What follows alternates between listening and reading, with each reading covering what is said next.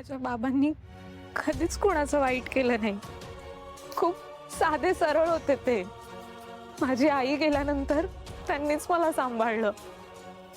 माझ्यासाठी माझी आई बाबा दोन्ही तेच झाले. खूप प्रेम करायचे ते माझ्यावर.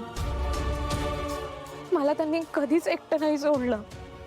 शिवानीच्या बाबांकडे ते ड्रायव्हर म्हणून कामाला होते, पण त्यांनी कधीच माझ्या बाबांना ड्रायव्हर सारखं नाही वागवलं.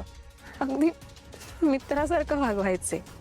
माझ्या बाबांचा जेवढा माझ्यावर जीव होता तेवढाच जीव शिवानीवरही होता. आणि म्हणून शिवानीची कायम साथ दे असं त्यांनी मला सांगितलं होतं. पण आज त्याच शिवानीने माझे बाबा माझ्यापासून राहून घेतले.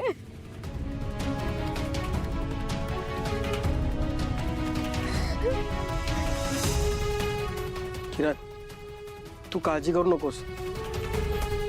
ज्यांनी कोणी केलंय ना त्याला शिक्षा मिळणारच. पोलीस कंप्लेंट केली आहे आपण. पोलीस शोधतील लवकरात लवकर गुंडांना. हो, आणि तू एकटी नाहीयेस. आम्ही सगळे आहोत तुझ्यासोबत.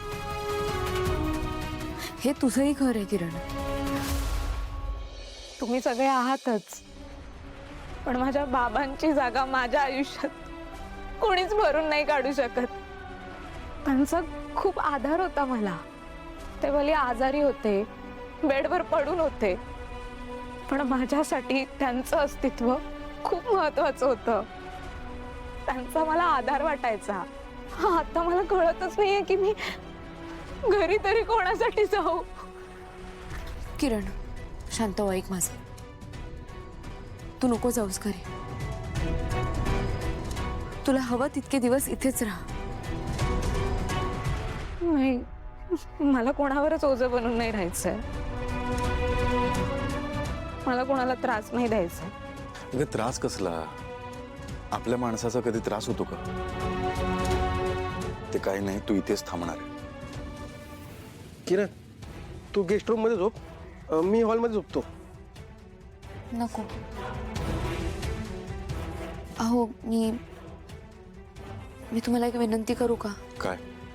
किरणला आपल्याच रूम मध्ये राहू द्यात ना.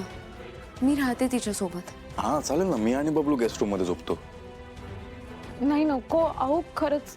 बबलू दादा, तुम्ही किरण सोबत तिच्या घरी जा आणि तिचे कपडे घेऊन या. ठीक आहे. जा.